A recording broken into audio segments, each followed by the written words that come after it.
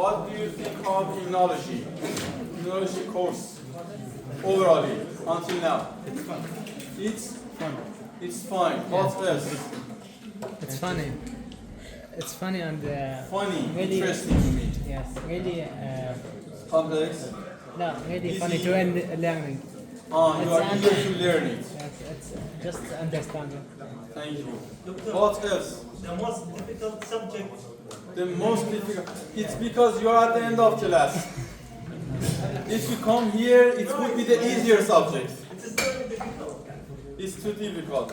If you do not review the previous lectures, as I see, you have forgotten most of the things of previous lectures. And immunology subjects are related to each other. If you forget the previous subjects, it's hard to learn these subjects. And although I'm trying to remind some of the previous subjects, but it's not enough, of course. You should review. I recommend to review the previous subjects. What else do you think about immunology? Too difficult, easy, interesting, funny, good? Interesting, and what else? Difficult. Very difficult. Very, very difficult. Doctor, it's like story. It's like a story, yes. Yes.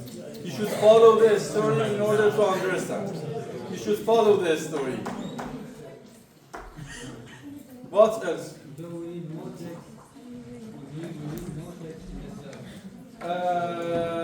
If you take a complete note and you have the slides, it's enough. But if you take complete notes, whenever you have question, you can go to the references. Basic immunology of the Abul Abbas. Basic immunology of Abul Abbas is enough for my three subjects except barrier immunology. Because barrier immunology, there is no barrier immunology chapter in basic immunology of Abul Abbas. Okay. What do you think now about barrier immunology? Innate immune system. Innate immune system. Do you mean that barrier is innate or we have innate in barrier? Innate in barrier. We have innate in barrier. Because it's about Physical barrier. epithelium tissue and Epithelial tissue of the body. Yes. What else? Epithelial tissue, innate immunity, physical barrier. What do you know? mucosal What surface. else do you know about barrier? Mucosal surface. Mucosal surface of the body. Yes. What's the main difference between barriers, tissue, mucosal surface, and skin? What's the difference between the barriers, tissue, and other tissue of the body, other organs of the body? For example, what's the difference between barriers and liver? What's the difference between barriers and kidney? There is a very remarkable difference between them. I think the barrier prevents virus and try to get the virus out the body and like stuck in them or something like that. Yes, as I understand, barriers try to separate the inside of the body from the outside of the body. Indeed, all microorganisms try to go inside the body through the barriers. So, barriers should prevent the invasion or coming of the microorganisms inside the body. But there is another difference. It's very important. It's death tissue. On the skin we have dead tissue, but not on other surface, mucosal surfaces. We only have dead cells on the skin. What else about the differences? It doesn't activate innate immunity or adaptive immunity. What do you know of tolerance, immunologic tolerance? Have you heard about it? No. When you hear immunologic tolerance, what comes to your mind? Immunologic tolerance. Whenever we say we have immunologic tolerance, what do we mean? immune system don't attack. Antigen, pathogen. The immune system's function is to attack antigen. Hmm? The function of immune system is to detect antigen and attack them. So what do we mean by immunological tolerance? What do you think? Sound.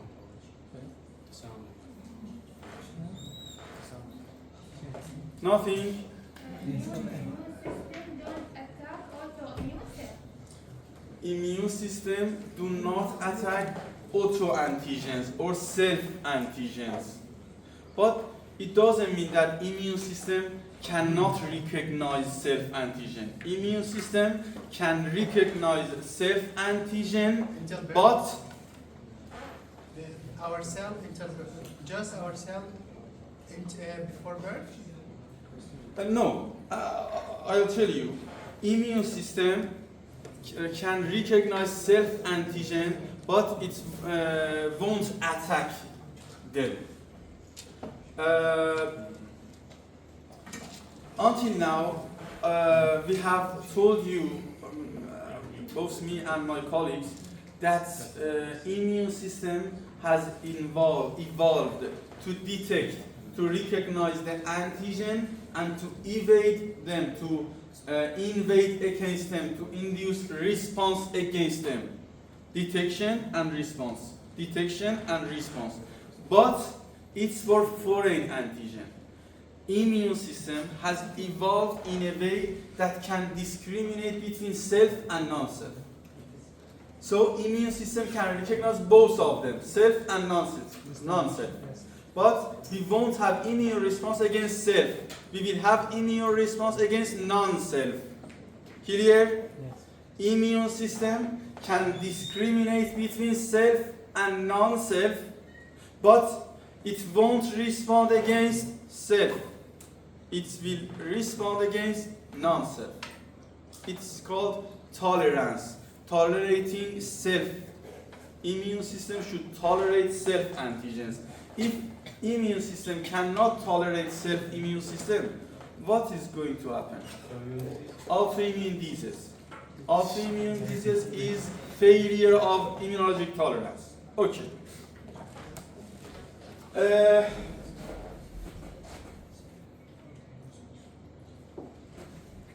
So I told you we have self and non-self. Okay? Immune system can recognize both of them, but we have only immune response against, sorry.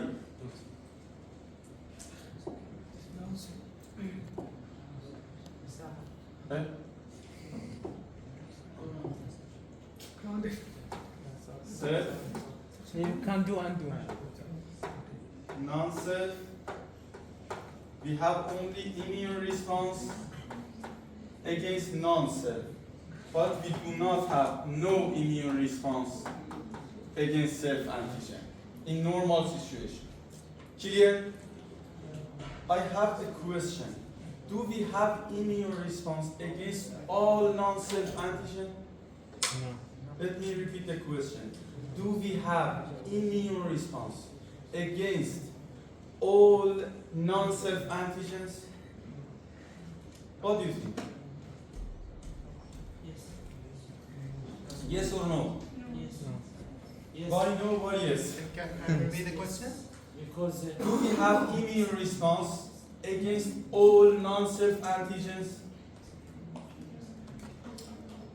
yes. I think no, because we don't. The human work. No, because we don't know all the. The immune system cannot recognize all everything in the environment. Do you mean this? Immune system is not able to recognize all antigens. It is not able to note all the type. No. Immune system has capability to induce response against anything because we have billions of clones inside the body. Billions of clones. So it's not the matter of capability or capacity of immune system. You mean that we have low capacity. There is, we do not mean the capacity of immune system. Do immune system respond to or against all non-self antigen or not? Yes. Yes. Yes. Yes. Who agree with yes? Yes. I agree. Who agree with no? Rest of the class, where are you? Agree or disagree? With yes, agree or disagree? Yes. With yes, agree. Agree. No. With no. Why no? Because there are some substances that we are daily eat that our immune system do not attack. Again, please, sorry. We eat a variety of foreign substances, but We our eat. immune We system, eat. yes, but our immune system do not attack them. Thank you. We eat food, a variety of foods. All food antigens are foreign, are non-self. Do we have immune response against food antigens? Sometimes. Do we have immune response against food antigens? Please, respond me. Do we have immune response against food antigens? No. Of course not. We do not have immune response against food antigens. As we know, although food antigens are non-self, there is something more important than food antigens. Medicine? Medicine, but something more important. Normal flora, commensal microorganisms inside the body, on the skin, inside the mucosal surfaces. There are so many variety of normal flora, non-pathogenic microorganisms inside the body, inside the intestine, inside the respiratory tract, on the skin. But immune system should not respond against them. So only immune system should respond, should become activated against pathogenic microorganism.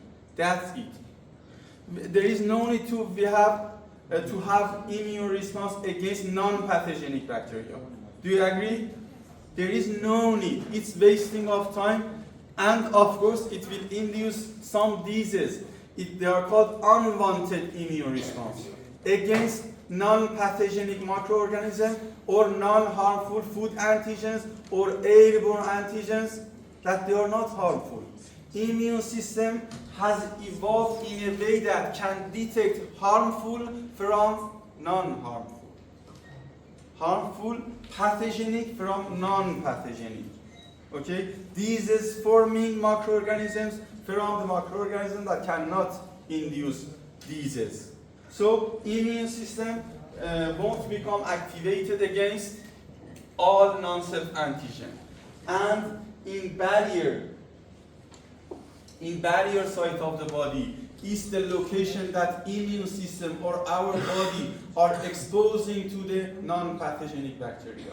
On the barrier surface, we have so many non-pathogenic bacteria. Besides, we have pathogenic bacteria. So immune system should discriminate between pathogenic and non-pathogenic. As immune system should discriminate between self and non-self. Got it? It's the main function of barrier immunology, to discriminate between self and non-self, and besides, to discriminate between pathogenic and non-pathogenic. It is mediated by different mechanisms. Let me go forward from the outline. You can review them from the slides. When we say barrier organs, we mean respiratory tract, gastrointestinal tract, urogenital tract, mammary gland, lacrimal gland, salivary gland, and skin. All of them are barrier organs. Please take a look at this sentence. It's very important. The microbiome of healthy human consists of approximately 10 to the power of 14 billions of bacteria and viruses inside the body. Billions of. 10 to the power of 14 bacteria and viruses are inside the body, our body, human body. And this number is 10 times of the number of nucleated cells of the body. So the number of viruses and bacteria, I mean non-pathogenic viruses and bacteria, is 10 times of the cells of the body. And it's because microbiology says we are only 10% human. And 90% of us is micro. In terms of the number. Because the number of, so it's the importance of barrier immunology to discriminate between non-pathogenic and pathogenic. Normal flora, and we know that normal flora commensal, the other names commensal microbiome and microorganisms have very important role inside the body. In terms of immunology or from immunologic perspective, without microbiome, normal flora, we won't have a normal immune system, not normal immune response.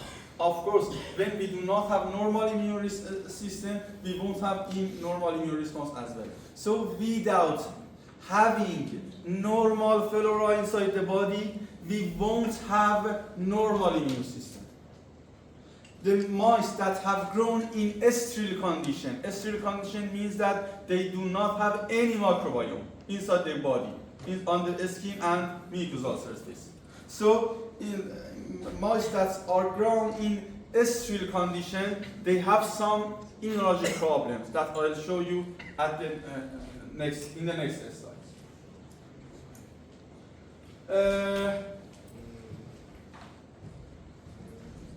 Why barriers are called epithelial barriers? Why the barriers of the body is called are called epithelial barriers? Most of it's skin. Most of it's skin. No. Skin is only one barrier. We have a huge surface area of mucosal surfaces. Why barriers of the body is called or are called epithelial barrier? Because covered all of the structure under it. Because against any particle structure. No. Because it's physical barrier formed by the Epithelial. Why they are called epithelial barriers? formed by I'm emphasizing on epithelial. it's formed by epithelial cells. They are lined by epithelial cells. In all surfaces of barriers of the body, we have epithelial cells. And in some, for example, in skin, we have several layers of epithelial cells, but in other surfaces, we have only one layer. In some location, we have two layers. But in all barriers, we have epithelial cells. Why? They are called mucosal surface, except for skin. Why they are called mucosal surface? It's because we have mucosa over there. Because we have mucosa formation or production on there. They are lining with mucosa. Over 400 square kilometers of surface area is the surface area of the barriers. Only 2 square meters is for skin. So 400 square meters. So and skin is the largest organ of the body. So I showed you the number of bacteria and the huge surface area of the barrier. So it's very important. It's a remarkable responsibility of immune system to protect us in this surface area, to prevent invasion of pathogenic and to not respond against non-pathogenic bacteria. And there are some terminology with mucosal surfaces. MALT means mucosal associated lymphoid tissue. There are some specialized lymphoid tissue related to mucosal surfaces, and the MALT in nasal or nasopharynx is called NOT or nasal associated lymphoid tissue. Bronchus associated lymphoid tissue, they are only terms. And gut, gastrointestinal or gut associated lymphoid tissue. And in all barriers, we have physical prevention, physical barrier. We have chemical, you can see, when we say chemical, what do we mean? Some soluble product of immune system that, for example, acidic pH of the stomach or antimicrobial peptide production by epithelial cells in most of the barriers and cellular response. So we have all of them together in all barriers of the body. And besides, as I said, there is a dialogue. There is a dialogue between immune response and barriers microbiome. Without microbiome, we won't have normal immune response. And without normal immune response, we won't have normal controlling of the microbiome. So there is a dialogue between microbiome and immune system on the barriers. We have 3 layers of defenses in the barriers, 3 different layers. The first layer is provided by epithelial layer, physical barrier. First of all, epithelial cells epithelial cells make a barrier, a physical barrier that prevent invasion of microorganisms toward the body. Besides, there is tight junction between epithelial cells. Besides, epithelial cells can produce some antimicrobial peptide. That the antimicrobial peptide can kill the bacteria. So epithelial layer, both physically and chemically, can prevent the invasion of the microorganism inside the body. The second layer is scattered immune cells in the connective tissue underneath of the epithelial layer. So we have, for example, epithelial layer. We have intraepithelial lymphocytes that some lymphocytes are between the epithelial cells. Besides the epithelial layer, we have connective tissue. That immune cells, different type of immune cells are scattered in the connective tissue besides the epithelial. So the first layer is epithelial, the second is cells that are scattered in the connective tissue, and the third layer is taking the antigen to draining lymph nodes. For example, my skin prevent the invasion of bacteria at first. If any cutting, I have any cut in my skin, so the bacteria or microorganism can go inside the body. But in the connective tissue, we have second layer of defense. If in the connective tissue cells, immune cells, can control the microorganism, the response will stop. But if the second layer cannot prevent the infection, we will have third layer of the immune response. That is the draining of the antigen nearby lymph node. And inside the lymph node, antigens of the bacteria will presented to T cells and B cells in order to have a more stronger and specific adaptive immune system. So each step that we go forward, we will have more stronger and more specific immune response. The first layer, epithelial layer, is the weaker, and the third layer is the strongest and more specific layer. Question? So you can see here the epithelial physical barrier connected.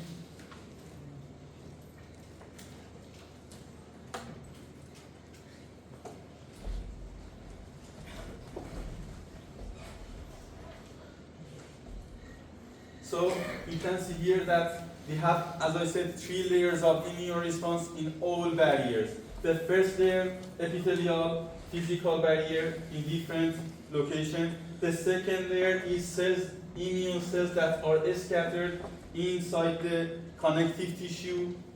and the second layer is provided by taking of the antigen to the nearby lymph node to activate more stronger and specific adaptive immune response.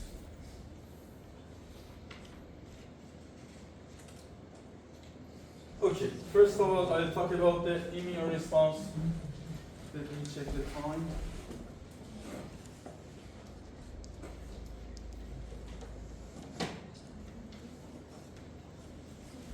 Do you need break? Yes. Yes, Doctor. Have a break.